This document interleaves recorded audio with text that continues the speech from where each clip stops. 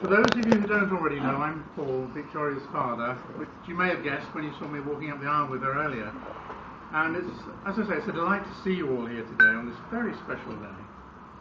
Regrettably, there are others who can't be here today. My brother Michael and his children, who live in Australia, Victoria's other cousins, who are currently scattered in various places, Victoria's granny, who passed away just short of 2 years ago. I'm sure that she's looking down right now. No champagne for her, though. I'm sure she'd rather be sipping a glass of Baileys. Her grandfather, who didn't even have the pleasure of meeting her. My parents, with whom she had such a great relationship.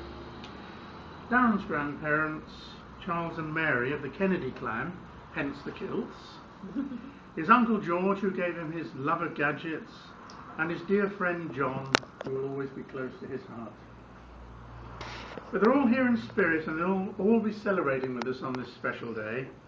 But ladies and gentlemen, please remain seated, but join me in a toast to absent friends. Absent friends. No wonder I didn't succeed in business. When I think back 15 years to Casablanca in Morocco when we visited there, I was actually offered 72 camels for her. Mind you, I don't know how we'd have coped with them on the ship. And then a couple of years later in Scotland, a set of handmade rosewood bagpipes. Obviously they value these things a bit differently north of the border. Mind you, could I ever put a price on such a priceless asset as my little girl? Okay? Well, I hope you'll agree that things could not have gone better today, at least so far. And I'd like this opportunity, take this opportunity to thank everybody who's been involved in the planning and setting up of everything. In particular, I'd like to thank my good friends and decor in the room here. Thank you very much. It's lovely. Like me, I'm sure that all of those of you with children have wonderful memories of their early years. What were you doing on the 7th of June 1982?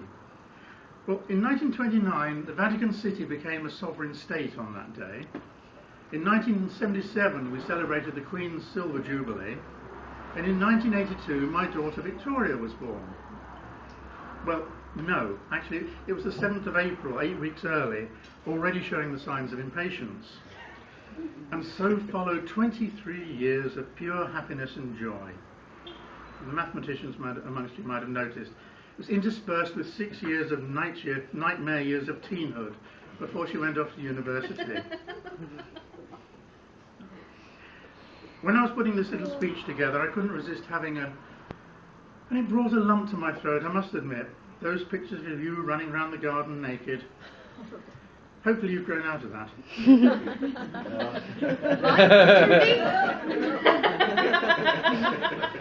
But that one picture stood out in particular. There was our lovely daughter, lying on the rug, gurgling and dribbling and pointing at the camera, then trying to stand up on those wobbly legs. I'll never forget your 18th birthday. I've so many wonderful memories of Victoria and her childhood, and now I can hopefully look forward to being a grandfather. The only trouble with that, of course, is that being a grandfather, you've got to be married to a grandmother. That's right, I'm only joking. But I'd like to take this opportunity to say how lucky I am to not only have such the best wife and mother a man could want. Well, I'm not married to my mother, that's a bit Oedipus, that really, but the best wife and mother a man could want.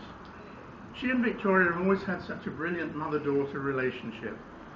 It's not just one thing that stands out. The way she takes care of things, the way she treats me, forgives me, puts up with me. Boy, that's excellent doing. Shut up. And loves me. Darren, it's been said that as a daughter gets older, she turns out to be more and more like her mother. And if this happens to Victoria, you can ask for no more in life. And I'd just like to say thank you to my wife, Kath, for being such a fantastic mother and a wonderful wife to me. Don't start, you can be started. And what about this young man sat at my daughter's side? Oh, young man.